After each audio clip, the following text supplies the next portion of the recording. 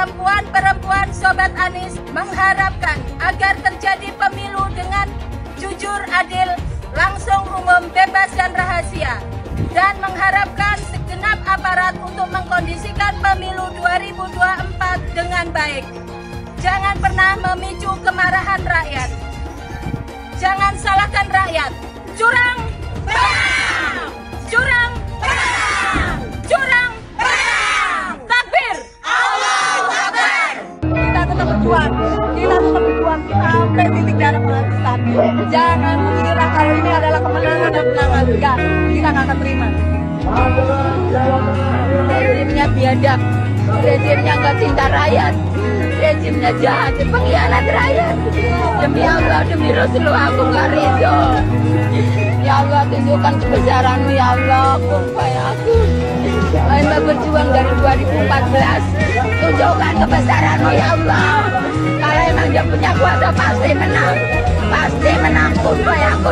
Pelaku kejahatan HAM diberikan gelar oleh Presiden terhormat kita Bapak Joko Widodo dengan gelar Jenderal Bintang 4. Maka hari ini saya Nurdiana akan juga memberikan gelar kehormatan kepada seorang Joko Widodo, yaitu gelarnya sebagai Bapak Pengkhianat Bangsa dan Bapak Perusak Reformasi. Luar biasa dan luar biadabnya Jokowi. Seekor anjing pun,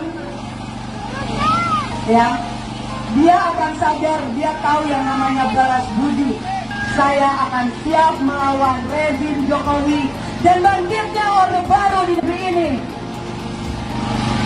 Lalu, teman-teman di sini apakah hanya diam dan diam melihat ketidakadilan yang ada di negeri kita? Kita adalah orang-orang yang dulunya mendukung Jokowi. Jadi kita jugalah yang harus bertanggung jawab untuk melawan rezim Jokowi. Selama ini kita pikir seorang Jokowi itu orang yang baik. Ternyata dia adalah iblis berkedok manusia. Ya, Jokowi adalah iblis berkedok manusia. Mohon terhormat atau rakyat memberikan.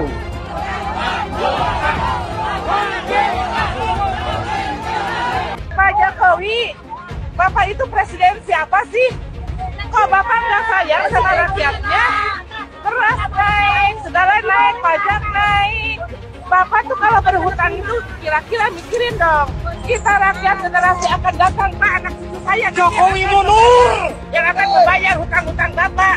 Kalau bansos atas nama Bapak, pakai gambar Bapak. Tapi saatnya hutang ke negara, atas negara, atas rakyat. Gimana ya, Den? Turun, Bapak harus punya rasa malu dong. Ya Allah, iya, nggak punya rasa malu, tidak punya rasa bersalah. Bapak tuh pura-pura nggak ngerti, itu pura-pura on, itu pura-pura wong besok. Bapak itu pura-pura pelangak-pelongok, padahal Bapak itu mematikan rakyatnya, Pak. Kasihan rakyat ini, jangan pura-pura pelangak-pelongok. Aku nggak tahu, kalau ditanya aku nggak tahu. Masa seorang presiden nggak tahu segala sesuatu permasalahan yang ada di negeri ini? Rakyat, Pak, turun aja Bapak. Nggak punya malu, Bapak ini. Kasihan, Pak, pada pejuang 45 yang sudah memerdekakan negeri ini. Menangis itu para arwah-arwahnya. Masih Bapak, seluruh rakyat Indonesia dari Sabang sampai Merauke, Pak. Semua itu rakyat. Aku pilih 02, tapi ada yang bilang pendukung 02 itu bukan orang cerdas. Tapi nggak apa-apa, memang aku bukan orang yang cerdas. Betul. Tapi setidaknya aku bukan orang jahat, dan yang paling penting hati ini masih Setuju, waras. Bang. Setuju, Bang. Karena percuma juga cerdas, tapi Betul. kelakuan seperti orang yang tidak Setuju, Bang. waras. Setuju. Dan yang jelas, mau pilih calon presiden mana saja itu bebas. Setuju. Karena berbeda pilihan itu boleh, tidak dilarang dan tetap sah. Jadi tak perlu lagi merendahkan, menghina kalau pendukung paslon lain itu semuanya goblok dan pendidikannya rendah. Setuju, Bang. Ingat, dengan cara kau merendahkan orang lain tidak membuat dirimu terlihat cerdas dan Setuju, gagah, Bang. Setuju. tapi akan terlihat jauh lebih rendah daripada sampah. Setuju.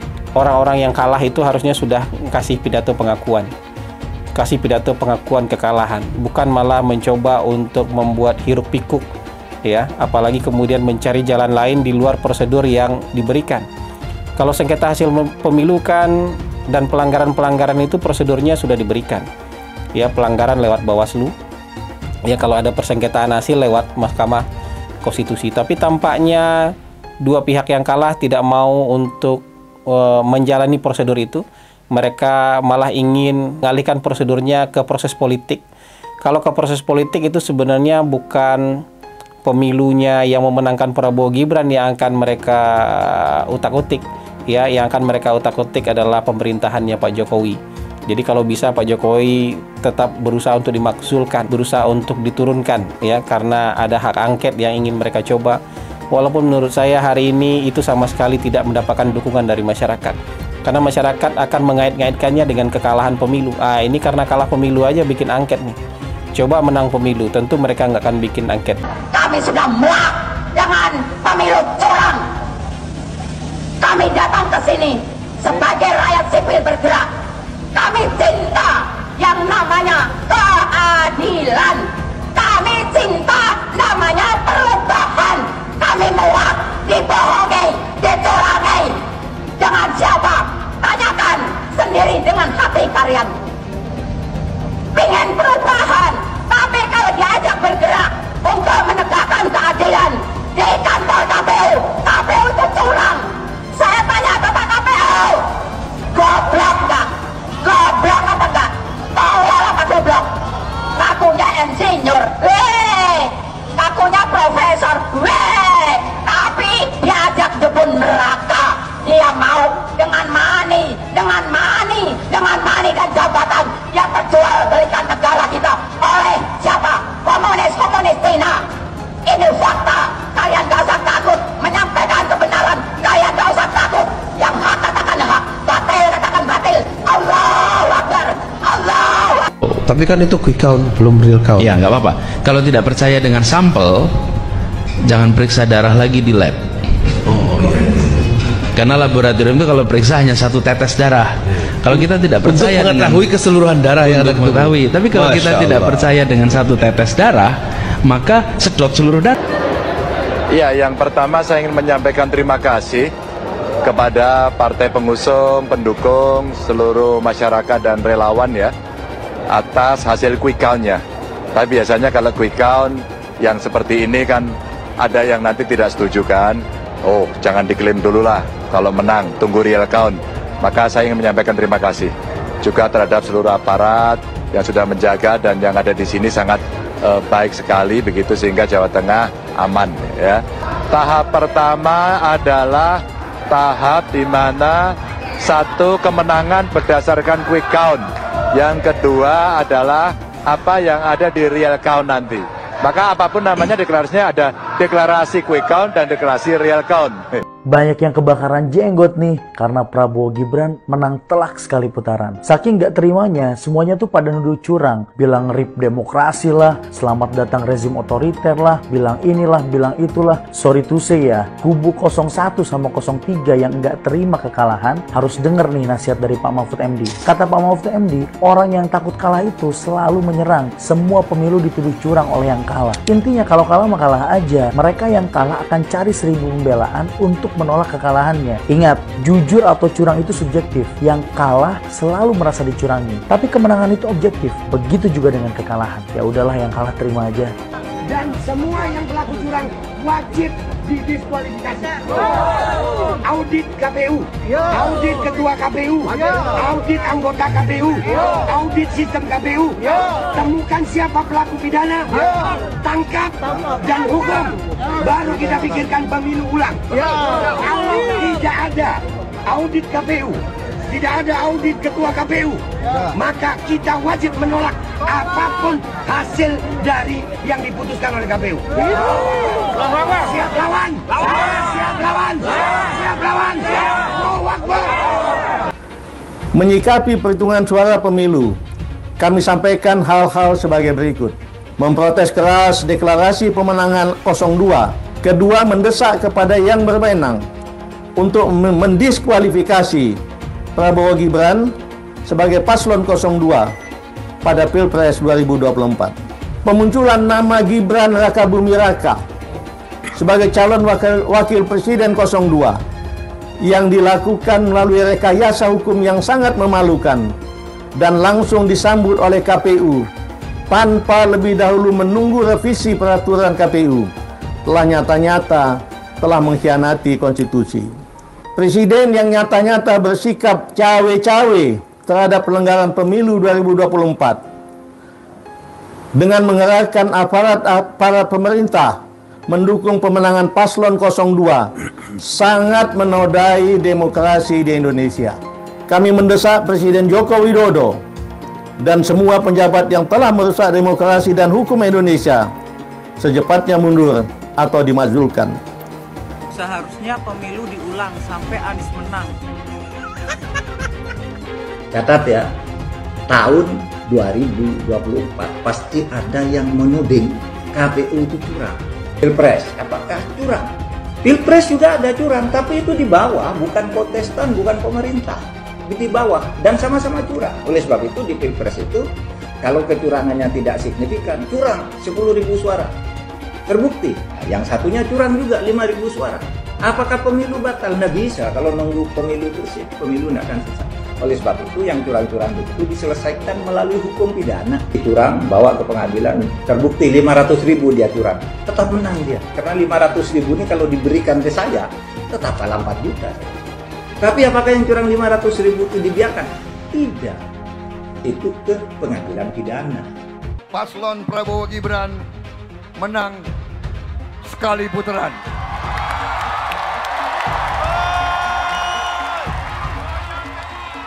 Kita tidak boleh sombong.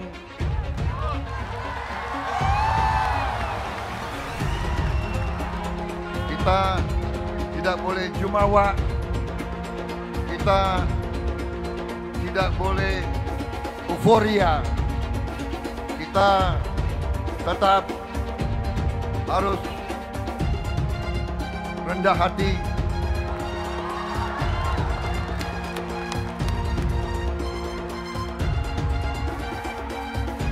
Kemenangan ini harus menjadi kemenangan untuk seluruh rakyat Indonesia.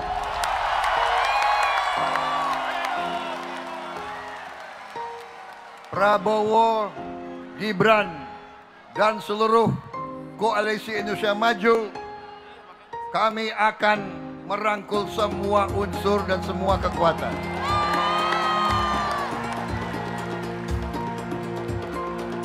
Kami akan menjadi presiden, wakil presiden, dan pemerintah untuk seluruh rakyat Indonesia.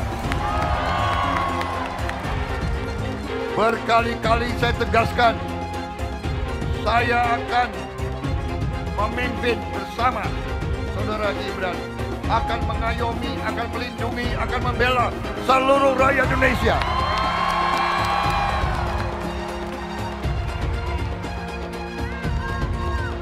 Apapun sukunya, apapun kelompok etnisnya, apapun rasnya, apapun agamanya,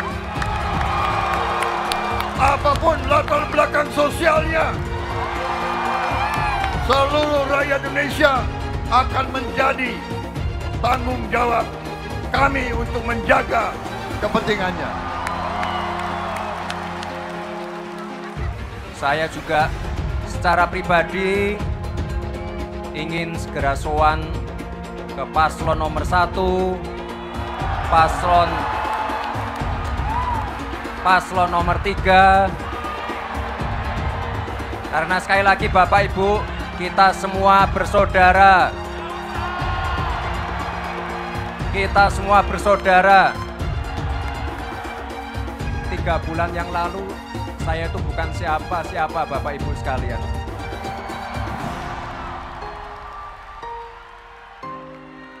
Saya masih dikatain plonga-plongo, dikatain Samsul, dikatain takut debat. Tapi yang jelas ini berkat dukungan, Doa Bapak Ibu semua, saya dan Pak Prabowo sekarang sudah ada di sini.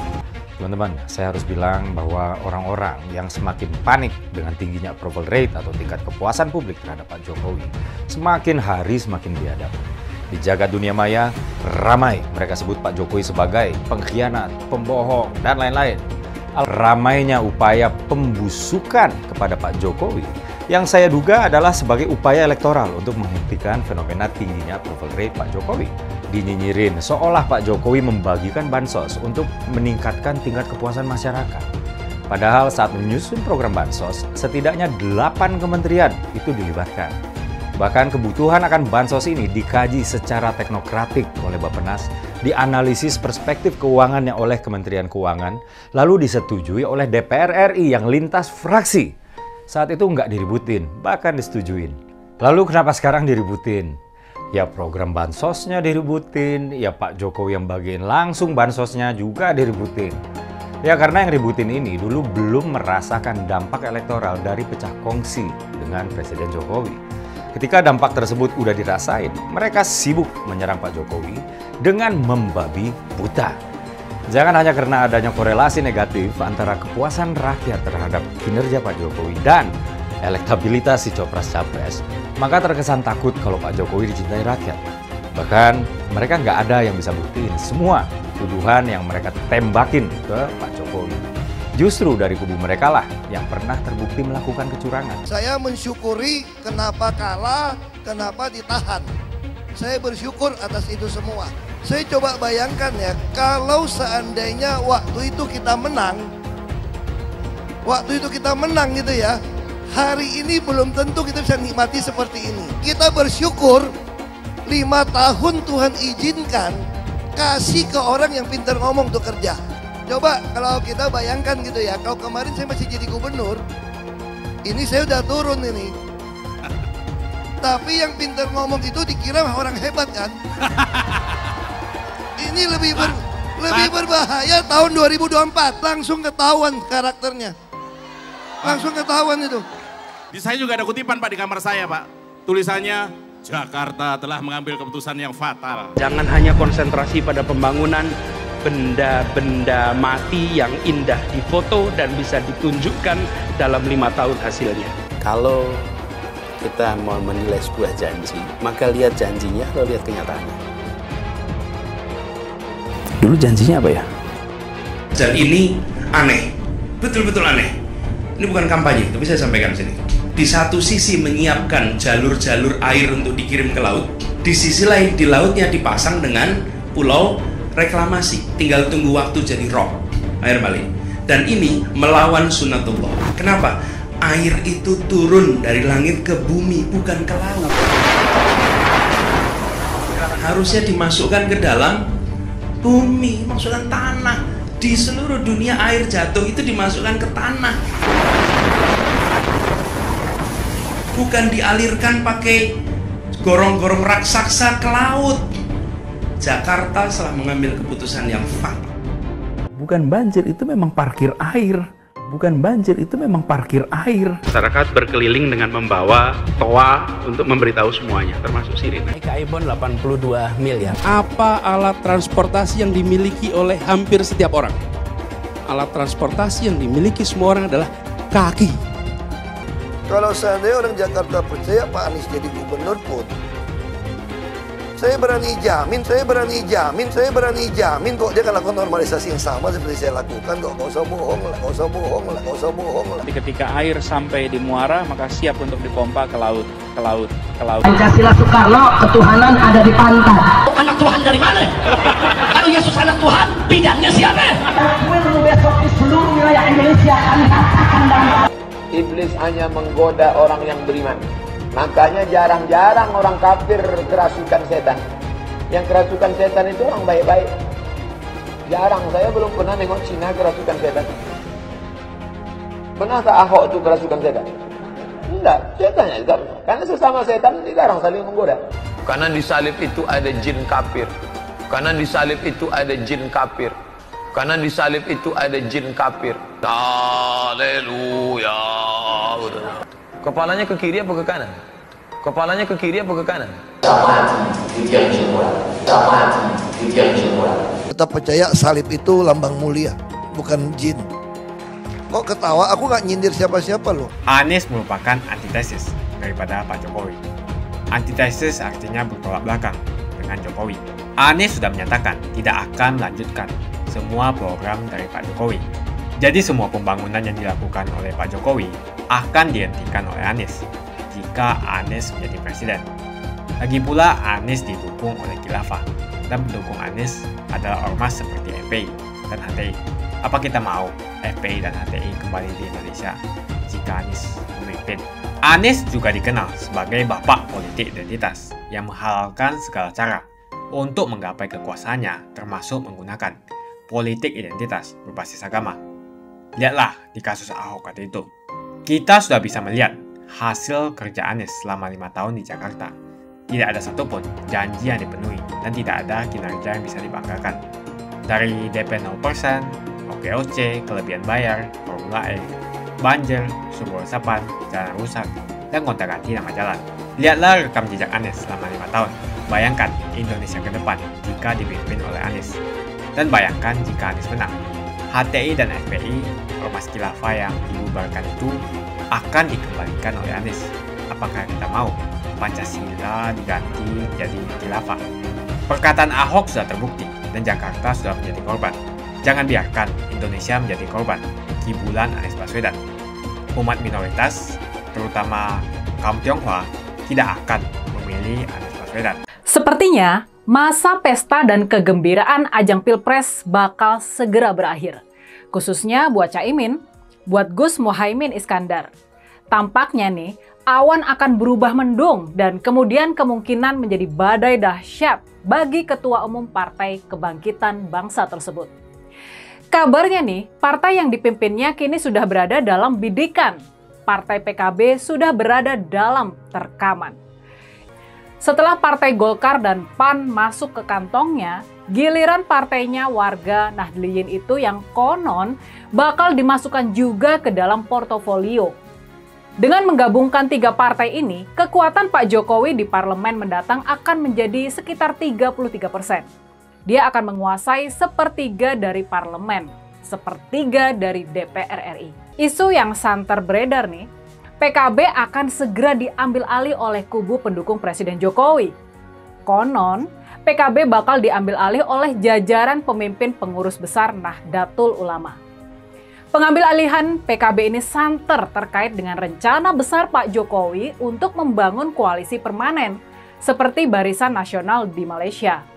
Di sisi lain, Pak Jokowi ini juga sudah mengunci posisi Pak Prabowo dengan menempatkan anaknya, yakni Gibran, di kursi wakil presiden. Pak Prabowo dalam posisi terkunci. Kondisi sekarang ini jadi benar-benar rumit buat Pak Prabowo. Nah, buat mewujudkan kekuatan menguasai 1/3 dari parlemen itu, Pak Jokowi perlu segera mengakuisisi PKB melalui proksi-proksinya. Makanya proyek pengambil alihan PKB ini menjadi sangat krusial. PKB sendiri diprediksi bisa menyumbang hingga 11% suara di parlemen mendatang. Kalau Pak Prabowo mau bertahan dari tekanan koalisi permanen ini, maka dia harus bisa menggabungkan 5 partai, yakni Gerindra, Partai Demokrat, Partai Nasdem, PDI Perjuangan, dan juga Partai Keadilan Sejahtera. Semuanya harus menjadi satu kesatuan yang kuat. Sudah pasti ini sebuah tantangan yang nyaris mustahil bisa diwujudkan oleh Pak Prabowo dan Partai Gerindra. Dan kabarnya nih, ini kabar yang mulai santer terdengar ya, Caimin memang akan segera disingkirkan menggunakan kasus hukum yang selama ini menyanderanya di KPK. Bisa jadi loh ya. Caimin akan dijebloskan ke penjara untuk kasus hukum yang terjadi belasan tahun silam. Nah, gimana? Sadis kan? Sangat amat sadis kan cara main dan intrik politik di tingkat paling atas ini? Belum lama ini Caimin terlibat silang pendapat yang keras dengan saudaranya sendiri yakni Gus Ipul, Gus Saifullah Yusuf, Sekretaris Jenderal dari Pengurus Besar Nahdlatul Ulama alias Sekjen PBNU. Padahal Gus Muhaimin dan Gus Ipul ini sebetulnya masih saudara dekat. Gus Muhaimin dan Gus Ipul sama-sama cicit dari tokoh besar Nahdlatul Ulama. Ditengarai, melalui Gus Ipul inilah Pak Jokowi akan mengambil alih PKB. Dugaan ini dipicu oleh silang pendapat keras di antara Gus Ipul dan Cak Imin belum lama ini. Gus Ipul bilang kalau PKB harus kembali ke NU. Sedangkan Cak Imin menyindir Gus Ipul sebagai makelar. Awal mulanya pasca pencoblosan Pilpres 2024 lalu, Gus Ipul ini menyampaikan kalau PKB seharusnya kembali ke jalan yang benar. Jadi praktis Cak Imin dan Gus Ipul ini sebetulnya adalah sepupu dekat. Mereka ini sama-sama keponakan dari Gus Dur. Tapi sekarang, secara politik mereka ini berseberangan. Mereka kini ada dalam kontestasi memperebutkan PKB, Partai Kebangkitan Bangsa. Gus Ipul juga meminta elit PKB supaya meminta nasihat kepada Rais Am dan Ketua Umum PBNU mengenai langkah perpolitikan ke depannya. Menjawab pernyataan sepupunya ini, Cak Imin membalas. Cak Imin meminta para kader dan relawan paslon 01 buat mengabaikan pernyataan Gus Ipul. Menurutnya, PKB seharusnya bersama PBNU menyejukkan suasana. Gus Ipul bilang seperti ini, kembalilah ke jalan yang benar, yakni jalan yang sesuai dengan Nahdlatul Ulama. PBNU sudah menerima dan marilah kita sama-sama menghormati hasil pemilu. Kalau PKB mengaku partainya NU, ya mari bersama PBNU menyejukkan suasana. Bisa jadi adu pernyataan di antara dua sepupu ini, di antara Cak Imin dan Gus Ipul ini adalah babak awal dari perebutan PKB ke depan. Upaya Gus Ipul dengan dukungan Pak Jokowi tentunya, buat merebut PKB adalah langkah penting dalam mewujudkan impian Pak Jokowi membangun koalisi permanen yang kuat, yang menyatukan Golkar, PKB, dan juga Partai Amanat Nasional. Kata-kata Cak Imin ini mungkin memang bukan tanpa dasar. Sudah jadi rahasia umum kalau Gus Ipul ini sebagai Sekjen PBNU tidak bersikap netral di Pilpres kemarin dan sering mempromosikan pasangan Prabowo Gibran. Padahal sudah menjadi komitmen PBNU untuk bersikap netral di Pilpres kemarin. Di akun Twitternya, Cak Imin berkicau begini, "Selamat pagi para pejuang perubahan, teruslah bekerja menjaga suara rakyat." Dia kemudian menyebut Gus Ipul sebagai makelar. Jangan hiraukan makelar yang namanya Saipul, mengatasnamakan NU. Padahal cuma makelar. Begitulah kata-kata Cak Imin dengan keras. Jadi gimana nasib PKB ke depan? Apakah Pak Jokowi bakalan sukses mengakuisisi partainya kaum Nahdliyin tersebut? Atau apakah upaya Cak Imin merapat ke Gerindra, partainya Pak Prabowo, bakal sukses mempertahankan posisinya? Ini menarik. Ini sangat-sangat menarik buat kita amati kelanjutan ceritanya dan juga kelanjutan perseteruannya.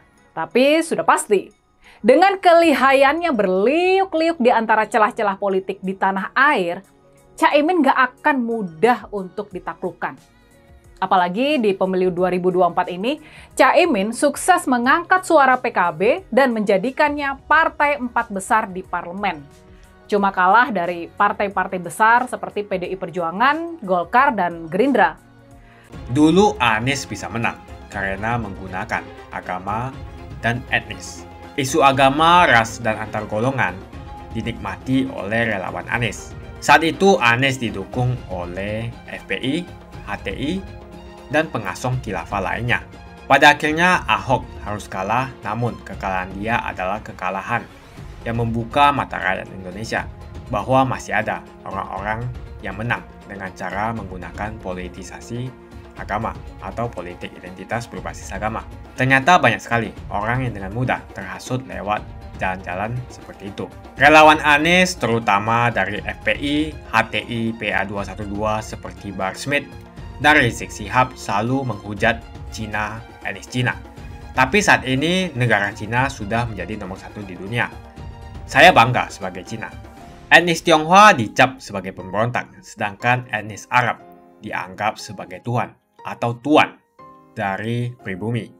Etnis Arab dipuja-puja dan dianggap sebagai dewa. Lihat saja Rizik Syihab dan Bahar Smith dipuja-puja. padahal mereka mengujar kebencian. Pengasong khilafah seperti Rizik Syihab, Bahar Smith, dan teman-teman, mereka hanya buat gaduh di Indonesia. Sedangkan negara yang mereka sanjung-sanjung itu, Arab Yaman, masih belum maju dan masih terbelakang. Saya percaya Indonesia dengan mayoritas pribumi juga akan menjadi negara maju. Seharusnya Arab Yaman belajar dari negeri Cina. Seperti kata kitab suci, belajarlah sampai ke negeri Cina. Anies dan juga pendukung Anies seperti Rizik Syihab, Bahar Smith, dan kelompok-kelompok HTI dan FPI harus belajar ke negeri Cina supaya tidak lagi melakukan kelebihan bayar. Yang jelas saya memilih pribumi, bukan yang dari Yaman. Ganjar jelas pribumi, nasionalis, dan pasti akan melanjutkan visi dan misi dari Pak Jokowi.